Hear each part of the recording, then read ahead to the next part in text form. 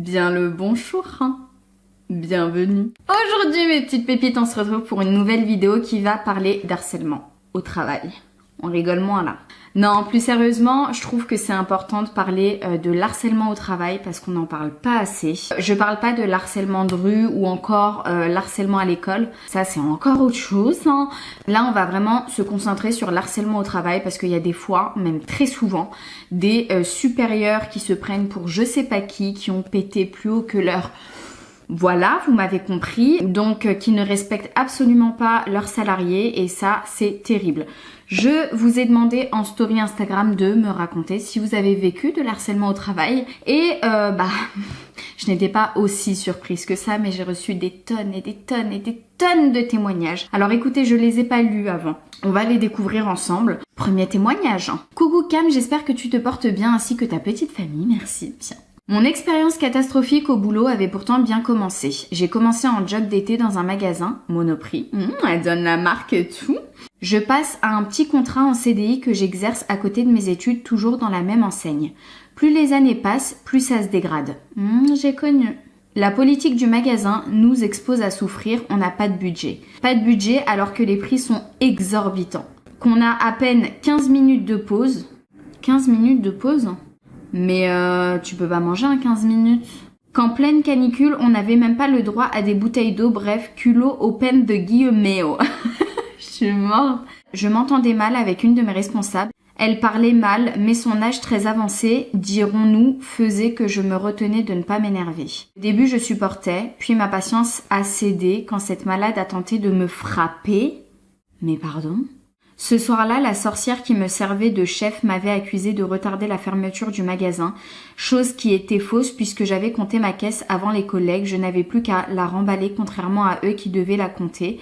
Bref, s'ensuit une discussion où le ton monte de son côté et mes nerfs s'échauffent. Elle me hurle dessus comme personne n'a jamais osé le faire, le tout devant quelques clients qui n'étaient pas encore sortis. Alors déjà, c'est pas professionnel du tout, honte à elle. Je pète un câble car ça fait déjà 3 ans que je douille, ça pouvait plus continuer. Je lui ai dit que c'est pas ma mère et qu'elle a pas à me hurler dessus. De là, madame me menace d'aller voir le directeur. Voyant que la petite étudiante qui ne répondait pas par respect pour son âge n'était plus, elle a pris le seum à taper sur ma caisse en me disant la prochaine fois c'est dans ta gueule. Pardon ? Elle a arrêté de me faire chier pendant 1 an quand soudain ses pulsions ont repris, sa nouvelle lubie, m'accuser de vol et de faire tourner la rumeur parmi mes collègues. Alors là, c'était vraiment plus possible. Moi qui n'étais jamais montée au bureau pour me plaindre parce que, en soi, j'en avais rien à foutre. J'étais pas en 35 heures, donc malgré tout, je relativisais. Mais là, c'était mort. J'ai parlé à son chef en lui expliquant tout depuis le début. Elle s'est faite remonter les bretelles comme il fallait, mais moi, j'en pouvais plus. Elle me menaçait sans cesse, me regardait du coin de l'œil à chaque fois, parlait mal de moi. À ça s'ajoute que le sous-directeur du magasin m'a clairement fait me sentir mal à l'aise en me faisant des remarques comme « Qu'est-ce qui se cache sous ta robe ? T'es tellement sexy !» J'en pouvais plus de toute cette atmosphère. Au bout de 4 ans, j'ai démissionné. J'ai pas fini mes études et j'ai même plus la force de chercher un job étudiant tellement j'ai peur de devoir affronter des gens comme eux. Je suis sans emploi depuis des mois. Je gère ma vie comme je peux, mais Dieu merci, je n'ai plus à les croiser. Mais attends, alors déjà, de une, l'autre qui te dit la prochaine fois c'est dans ta gueule, mais celle-là tu vas la voir dans ta gueule rapidement. L'autre qui te dit t'es tellement sexy, à quoi sous ta robe, mais MDR quoi. Ça me dégoûte. Ah, j'aimerais tellement être une des clientes et d'être là, à ce moment-là. Je dis, mais vous prenez pour qui ? Moi, je me mêle de tout. Hein. Ah ouais, même si ça me regarde pas, moi, les trucs comme ça, l'harcèlement au travail, moi, c'est quelque chose que je ne supporte pas. Coucou Cam, j'ai travaillé pendant 2 ans dans un salon de thé. Mon patron était connu pour avoir un caractère pourri, personne ne pouvait le sentir. Je travaillais 8 heures debout, à courir partout, à faire le boulot de 3 personnes pour un salaire minimum et pompons sur la Garonne sans pause déjeuner. C'est pas légal en fait, hein. Au bout de 5 heures, t'es obligé d'avoir une pause. Je me faisais engueuler si j'allais faire pipi. Ah bon ? Mais c'est juste humain d'aller faire pipi, tu veux quoi, que je m'urine dessus ? Il me hurlait dessus à longueur de journée, me mettait une pression monstre pour que j'aille plus vite. Il m'insultait devant les clients, j'étais humiliée. Mais donne-moi le nom de ton salon de thé parce que celui-là, j'ai envie de le monter en l'air. Un jour, une personne de ma famille est décédée, paix à son âme. Pour me rendre à l'enterrement, il fallait que je prenne l'avion et que je loupe un jour de boulot. Mon patron m'a fait la gueule et m'a dit que de toute façon, que j'y aille ou pas, ça ne le fera pas revenir. C'est quel genre de race ton patron ? Aoudou billah en fait. Ça m'a fait un déclic, je suis quand même partie. En revenant, j'ai posé ma démission, je lui ai dit d'aller se faire foutre. T'as bien fait. À toi, je t'aime, ma pépite. Depuis, il a revendu son commerce, le Karma. Autre anecdote, mon premier boulot, je bossais dans un resto italien, le patron était alcoolique, j'avais 18 ans à l'époque et un soir, il voulait soi-disant m'apprendre à gérer la caisse, chose que je savais déjà faire. Tous les collègues étaient rentrés, il s'est approché derrière moi pour m'embrasser le cou. Burk. Il m'a alors dit que ce serait mieux que je vienne travailler en jupe et en talons. Je lui ai dit que ma tenue actuelle faisait très bien l'affaire. Je ne fais pas le trottoir.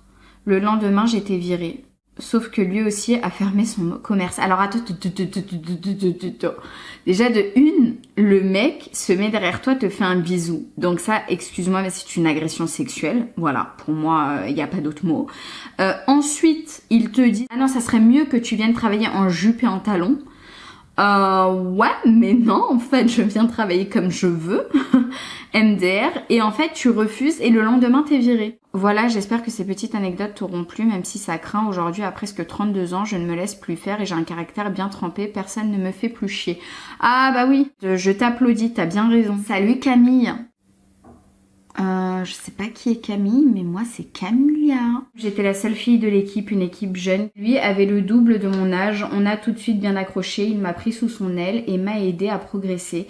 Il faut savoir qu'avec sa femme, ils vivent à distance pour leur boulot. Un jour où il n'y avait personne en client, j'étais avec mes collègues et on s'amusait, on dansait, on rigolait ensemble jusqu'au moment où mon patron est arrivé. Il m'a pris à part et m'a sorti. Écoute Sarah, j'aimerais te demander d'arrêter de te dandiner comme ça devant moi. Tu sais que ma femme n'est pas là et qu'elle est très belle. Et que je ne peux pas profiter d'elle, alors ne fais pas ça ou sinon je sais pas si je pourrais me retenir plus longtemps. Choquée, je suis partie sans rien dire. S'en est suivi des allusions constantes. Nous avons des chauformes qu'on met dans les chaussures et ils ont clairement des formes assez bizarres. Vous voyez de quoi on parle ?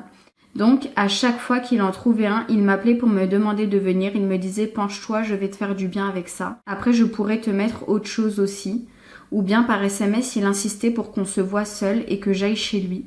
Je trouvais toujours une excuse, mais à la fin, c'était lourd, trop lourd. Car il insistait alors qu'il savait que j'avais un copain et lui est marié. Mais attends, c'est extrêmement grave, hein, les remarques qu'il te fait. Mais c'est extrêmement grave. À force, il disait même des choses comme ça devant les clients en mode ce soir tu vas tu vas te faire Je préférais que ça soit par moi. Oh, mais c'est extrêmement grave ma pépite là. Mais c'est quoi ces crasseux de merde là? Je suis écœurée. Mais la vérité, mais vous méritez tellement que on ramène nos darons et qu'ils vous montent en l'air comme ça, bien comme il faut. Coucou, j'espère que tu vas bien. Je suis en stage pour une durée de 3 mois en tant que secrétaire chez Actua, agence d'intérim. Tout se passe très bien, je suis à l'aise, ma tutrice est cool, vraiment le top quoi. Ma deuxième semaine touchée à sa fin, j'accompagne un homme pour ses démarches afin de lui trouver un poste en intérim. Les démarches sont les mêmes pour tout le monde, je prends note de son nom, prénom, date de naissance, adresse, expérience pro et s'il a des chaussures de sécurité, s'il est véhiculé, ses disponibilités, classiques quoi. J'ai oublié de donner un détail très important, je suis dans mon bureau et on a pour habitude de fermer la porte à chaque fois qu'on accompagne quelqu'un pour qu'il se sente à l'aise et lui pour le coup il était beaucoup trop à l'aise, tu vas comprendre. Oh non. Donc une fois que j'ai noté ces infos, il commence à me sourire bizarrement, je me sens gênée et là il me sort « Est-ce que je peux avoir votre numéro et adresse aussi ?» Tu veux pas non plus mon RIB ? J'étais outrée, j'ai dit « Écoutez monsieur, je suis mariée, mes questions étaient purement professionnelles, rien de personnel, du coup je l'invite à sortir de mon bureau. » T'es resté cordial, bravo. Le lendemain, c'est moi qui fais l'ouverture, devine qui je vois ? Ouais. Ce même monsieur, accompagné d'un autre homme, je suppose que c'est un ami à lui. Ma tutrice me dit de me réoccuper de lui. Il faut savoir qu'une fois qu'on commence à s'occuper de quelqu'un, le dossier nous appartient. Oui, mais bon là, on comprendrait si tu veux plus t'occuper de lui, quoi. Je leur dis bonjour, comment puis-je vous aider? Les mêmes questions que la veille, mais pour son ami cette fois. J'ai parlé à ma tutrice de son comportement chelou, j'ai laissé la porte ouverte cette fois-ci.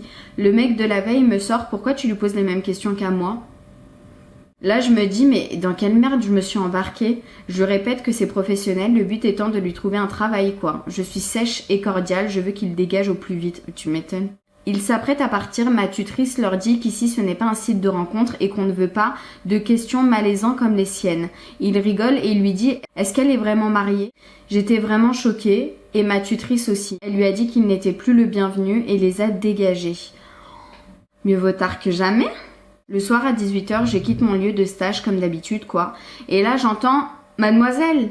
Mademoiselle, je reconnais sa voix, j'ai des sueurs froides dans le dos, je commence à courir du plus vite que je peux, je prends un bus au hasard pour ne pas qu'il puisse me suivre, ce fou courait derrière le bus. J'appelle mon mari, je lui explique. Il travaille à 2 heures de chez nous, mon beau-frère arrive à mon secours, on rentre ensemble. J'appelle ma tutrice pour lui en faire part, elle était vraiment choquée. Et que demain, si jamais on le voit s'approcher de l'agence, on appelle la police. Le lendemain matin, je suis dans le bus en direction de mon stage. Une fois monté, je vois qu'il est dans le bus. Je me mets près du chauffeur en espérant qu'il ne m'a pas vue. Je ne suis plus en sécurité en fait. J'appelle immédiatement mon mari. Il arrive à l'arrêt où je vais descendre. Entre-temps, il reste en appel avec moi. Et là, à mon plus grand regret, le mec m'a aperçu, j'avais tellement peur de ce qu'il pouvait me faire. Je tenais la barre du bus pour ne pas tomber. Il a mis sa main sur la mienne, je l'ai salement insulté. Puis je lui ai collé une bonne gifle. Je me dis c'est bon, il va me laisser tranquille maintenant. Mais non, en fait, il me dit qu'il aime les femmes avec du caractère. Je commence à hurler dans le bus, il me répugne. Mon mari est déjà sur les lieux, je descends, le mec me suit, je vais dans les bras de mon mari. J'en revenais pas de ce qui venait de se passer. Mon mari l'a littéralement défoncé. Le mec saignait de partout. Il lui a dit que si jamais il entendait encore parler de lui, il sera pas aussi gentil que maintenant. La semaine qui suit, mon mari me dépose et me récupère entre-temps tous les jours. Le mec ne vient plus, je suis soulagée mais paranoïaque. Pendant ma pause, je sors avec une collègue acheter à manger et il est encore là. J'ai appelé la police immédiatement. Entre-temps, ma collègue lui disait qu'il faisait flipper, qu'il n'a pas le droit de me harceler. Et lui sort qu'il veut juste une nuit ou deux avec nous deux. J'étais à 2 doigts de m'évanouir. À l'heure actuelle, ça fait 3 ans, je m'en suis toujours pas remise. Les policiers arrivent sur les lieux et l'embarquent sur le champ. Ils nous disent de les suivre jusqu'au commissariat afin de porter plainte. Le jour suivant, on m'appelle depuis le poste de police en me demandant de m'y rendre. Une fois arrivée sur place en compagnie de mon mari, on apprend que c'est un donc vous savez très bien ce qu'il fait. Il vole mais avec un i quoi. Son casier judiciaire est rempli de ce genre de trucs. J'étais vraiment choquée, j'ai vraiment évité une catastrophe, Dieu merci. Mais non mais attendez, mais c'est la phobie de toute femme ça. C'est la phobie de toute femme, vraiment. Merci ma pépite pour ton témoignage, je suis outrée, je suis choquée, ça me dégoûte. N'hésitez pas à me dire en commentaire mes pépites ce que vous en avez pensé. Si vous avez kiffé, s'il y a pas mal de likes sur cette vidéo, on fera une partie 2 parce que j'ai reçu énormément de témoignages d'harcèlement. Je suis énervée, je suis choquée par tout ce que je viens de lire. En gros, c'est des pervers quoi, encore et toujours des crasseux et des connasses quoi. Que ça quoi. Voilà, je suis énervée pour la journée, super. Bon, en même temps, c'est moi qui l'ai voulu. Je te laisse mes réseaux sociaux par-ci par-là, TikTok et Instagram. J'y suis active tous les jours, donc si je te manque entre 2 petites vidéos YouTube, c'est là-bas que tu peux m'y trouver. Si t'es resté jusqu'à ce moment de la vidéo, mets-moi en commentaire le mot chien de la casse. Sur ce, moi je t'embrasse très très fort, je te dis à très vite pour une prochaine vidéo YouTube. Prends soin de toi surtout. Et si tu subis de l'harcèlement, parle-en, c'est très important. Ciao. What the heck? What the... Steve! I was about to ask you guys if you would smash or pass those guys with the nice bellies. But I didn't have time. Oh, I forgot to change my skill. There we go. Yeah. No! Wrong button. This one goes here. Out. Back in. And back in. Here we go. Are we trying? No, we are not trying to control Lilith. Lilith is kind of like controlling us, but that's okay because she has nice stats. Your hands in these halls. It only reaffirms our bond as kindred. This guy might teach us how to summon a new demon. Hatter, why have you invited me to this place? I knew you could not resist my offer. Do you think it's the goat that's possessing him? Observed you from the shadows. Your power over the dark arts is notable. But are you willing to be truly great? Come now. I would not ask you to break our edict. Demons must always